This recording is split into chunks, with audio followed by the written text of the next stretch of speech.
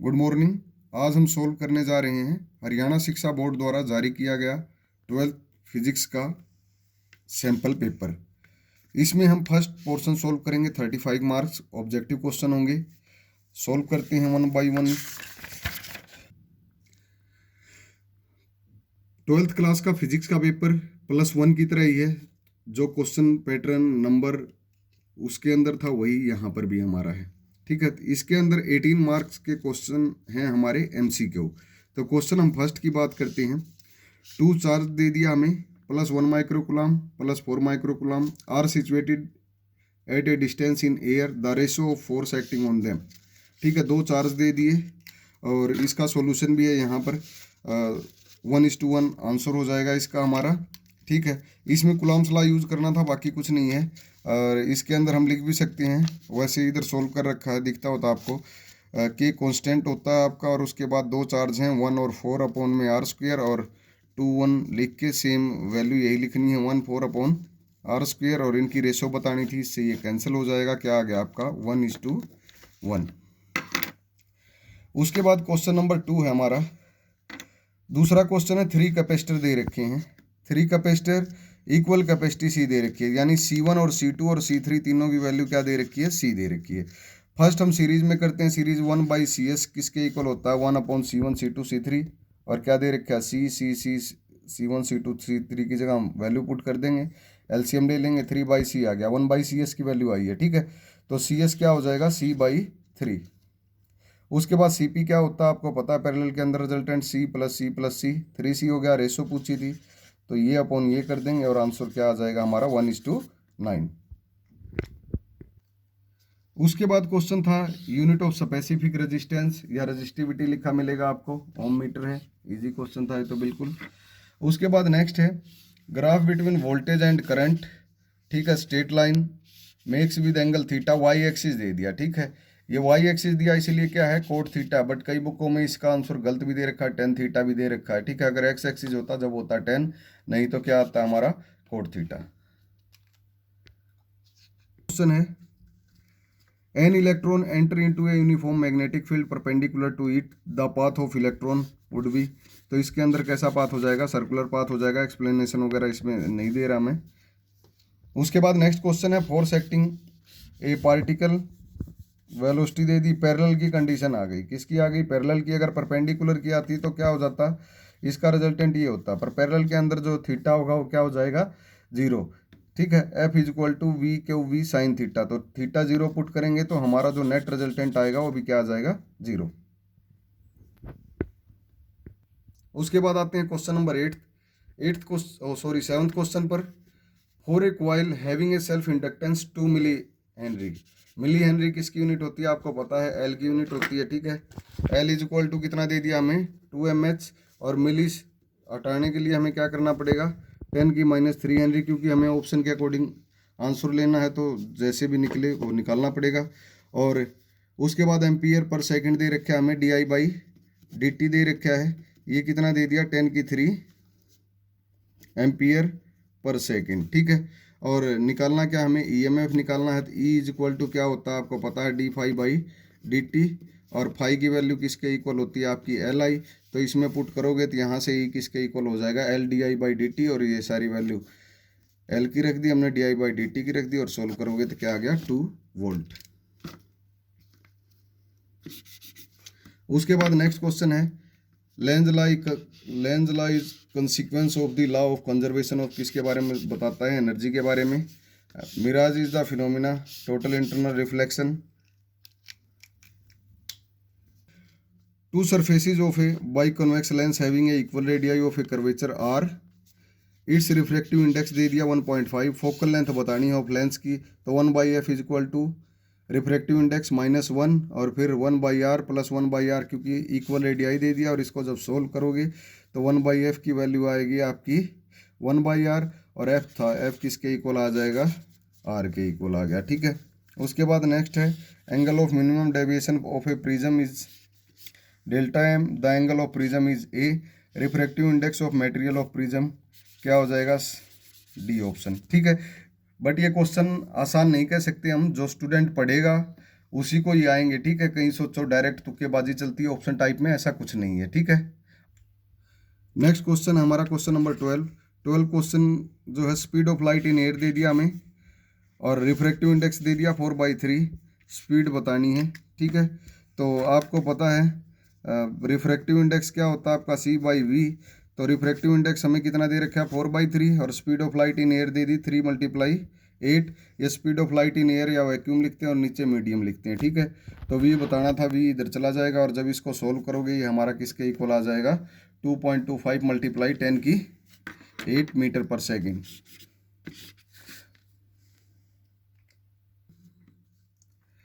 Electron emission of A metallic surface possible when A frequency of A incident light क्या हो जाएगी greater than threshold frequency, ठीक है। कोई भी क्वेश्चन अगर जल्दबाजी में गलत हो जाता है तो कमेंट करके बता देना और उन क्वेश्चनों को ठीक भी कर लेना, ठीक है। वैसे मैक्सिमम गलती होने के चांस कम ही रहेंगे। De Broglie wavelength associated with a moving particle. तो डी ब्रोगली वेवलेंथ आपको पता है lambda is equal to h/p momentum, और लैम्डा किसके इन्वर्सली प्रोपोर्शन है मोमेंटम के। तो इसमें आ गया inversely proportion to momentum.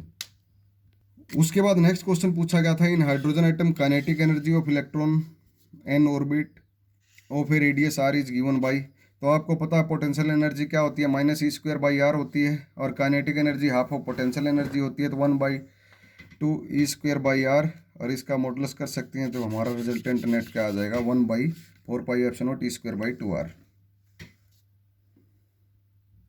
Next question हमारे पास है number and type of nucleons in the nucleus deuterium. Deuterium का फॉर्मूला आपके पास दे रखा है इन्होंने 1h2। तो आपको पता है ये 1 किसको रिप्रेजेंट करता है नंबर ऑफ इलेक्ट्रॉन को भी और प्रोटॉन को भी 1, और न्यूट्रॉन क्या होता है 2 - 1 1। बट इसके अंदर एक ऑप्शन ये दे रखा है 1 प्रोटॉन 1 इलेक्ट्रॉन, आपको ये लगेगा ये भी ठीक है, बट इसने कंडीशन दे दी है, इसको ध्यान रख लेना। न्यूक्लियस पूछा है, न्यूक्लियस में क्या होते हैं ओनली प्रोटॉन और न्यूट्रॉन ही होते हैं, ठीक है। और न्यूक्लियस किससे मिलकर बना होता है न्यूक्लियॉन से, ठीक है। न्यूक्लियस में क्या होते हैं प्रोटॉन और न्यूट्रॉन। तो हमारा क्या हो जाएगा 1 तो प्रोटॉन है और 1 ही न्यूट्रॉन है। कहीं आप सोचो ये 2 ऑप्शन दे रखे हैं, ऐसा स्टेटमेंट में ये लाइन ध्यान रख लेना, ठीक है।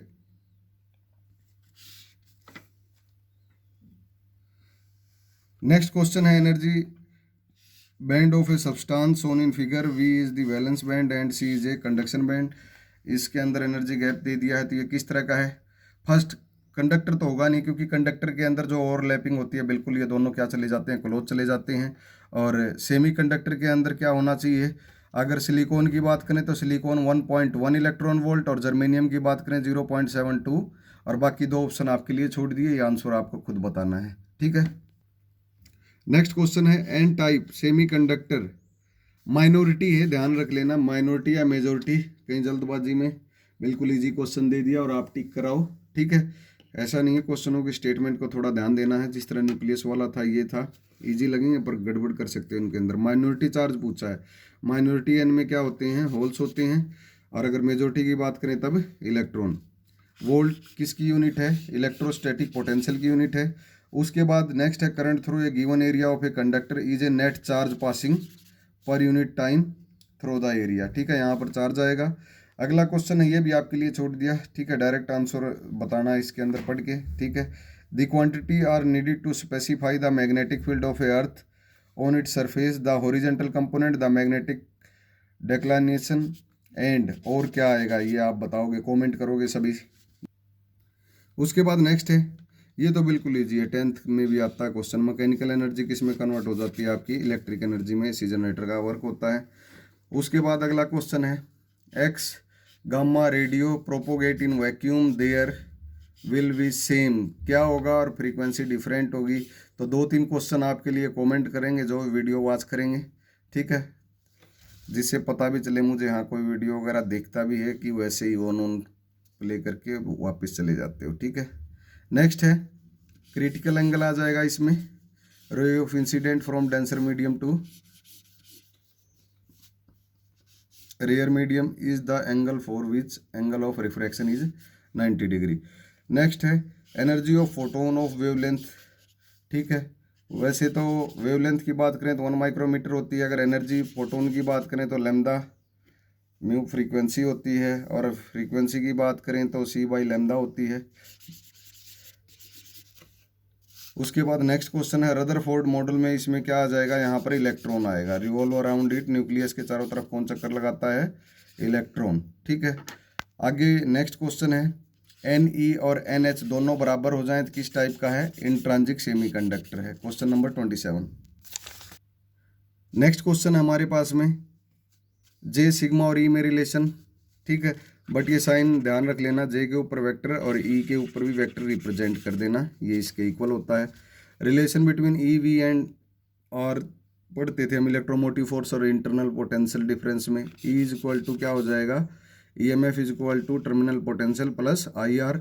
R यहाँ पर रिप्रेजेंट करता है इंटरनल रेजिस्टेंस, I रिप्रेजेंट करता है करंट को। ठीक है, नेक्स्ट क्वेश्चन था, ये अच्छा क्वेश्चन दे रखा है। ये है कोई भी यहाँ से करंट जाता है, इधर से निकल गया, फिर उसके बाद इधर से इधर निकल गया, तो इसको हम इस तरह डायग्राम बना लेंगे। ठीक है, एज ए स्क्वायर, करंट की डायरेक्शन ये दे दी हमने। ठीक है, ये साइड कितनी हो गई A, और इसके सेंटर में बताना था तो यहाँ से इसको मिला देंगे, और ये सेंटर में इस पॉइंट से इस पॉइंट पर सेंटर, और एंगल अल्फा अल्फा मान लेंगे, यहाँ से यहाँ तक D। बट ये D है तो ये क्या हो जाएगा आपका, ये साइड जो होगी D किसके इक्वल हो जाएगा, A/2 के इक्वल हो जाएगा। ठीक है, फिर उसके बाद रिजल्टेंट जो मैग्नेटिक फील्ड होती है क्या होती है, μ0I/4πD sine alpha sign beta, ये दो एंगल मान लिए हमने, और साइन अल्फा बीटा क्या हो जाएंगे आपके 45 डिग्री, इनकी वैल्यू पुट कर देंगे, और D की जगह हम क्या रख देंगे, A/2। नेट रिजल्टेंट जो हमारा आएगा वो क्या आ जाएगा, 2√2 μ0I/πA। ठीक है, क्वेश्चन नंबर 31 पर आ गए हम। 31 क्या है हमारा, 0 हो जाएगा, पावर की कम्बिनेशन पूछ रखी है। Spectral colour of light is speed maximum, maximum किसकी होगी, स्पीड आपकी रेड कलर की होगी। उसके बाद नेक्स्ट है यंग स्लिट्स फ्रिंज विड्थ बतानी है किसके लिए, using yellow colour, sodium lamp is placed violet colour. ठीक है, तो यंग डबल स्लिट्स एक्सपेरिमेंट के अंदर हम पढ़ते हैं beta is equal to D lambda by small d। Capital D तो क्या था हमारा, distance of screen from slit से थी, और स्मॉल d क्या था, दो जो सोर्स लेते थे उनके बीच की डिस्टेंस थी, स्लिट के बीच की।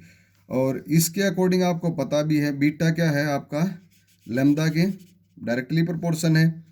तो वेवलेंथ ऑफ, अगर लाइट हम यूज करते हैं तो लैम्डा जो वाई होगा greater than lambda violet colour से, येलो कलर की वेवलेंथ क्या होगी, ज़्यादा होगी, और वायलेट की कम होगी। तो वेवलेंथ अगर डिक्रीज करेगी due to violet light, therefore fringe width will be क्या कर जाएंगी आपकी, डिक्रीज कर जाएंगी। और बाकी कमेंट में बताएंगे, और कुछ आंसर होगा तो आपको मैं ही बता दूंगा। ठीक है, वैसे वीडियो इतनी लंबी बनती है, कदा क्वेश्चन जल्दबाजी में गलत हो जाता है तो वीडियो को मैं कट नहीं कर सकता। ठीक है, डायरेक्ट अपलोड कर देता हूँ, बट कमेंट नीचे चेक कर लिया करो उनके, ठीक आंसर खुद ही बता देता हूँ मैं तुरंत ही अपलोड होते ही।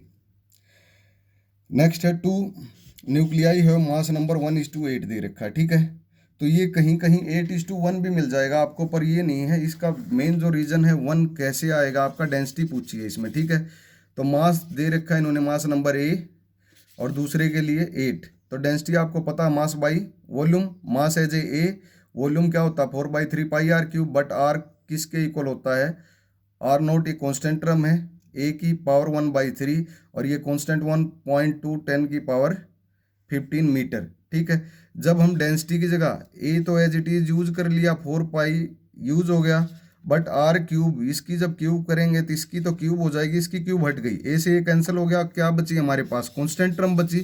तो दोनों की रेशो के लिए भी सेम रहेगा, और रिजल्टेंट हमारा कांस्टेंट या 1 के इक्वल आ जाएगा। ये तो था हमारा ऑब्जेक्टिव। ठीक है, क्लास 12th का फर्स्ट पार्ट जो है हमारा, ये सब्जेक्टिव पार्ट है। ठीक है, इसके अंदर 35 मार्क्स के क्वेश्चन आएंगे। ये क्वेश्चन किस तरह हैं ये आप सभी देख सकते हो। ठीक है, बाकी इजी हैं, अगर इनके सॉल्यूशन की ज़रूरत हो तो बता देना, कमेंट कर देना, इसका भी सॉल्यूशन मैं अपलोड कर दूंगा। वीडियो वगैरह रोक कर इनकी आप स्क्रीनशॉट ले सकते हो, देख सकते हो। ठीक है, ये क्वेश्चन हैं जो एग्ज़ाम के अंदर आए हुए हैं, लगभग सीधे साथ सीधे स्टेट क्वेश्चन है, कुछ भी घुमा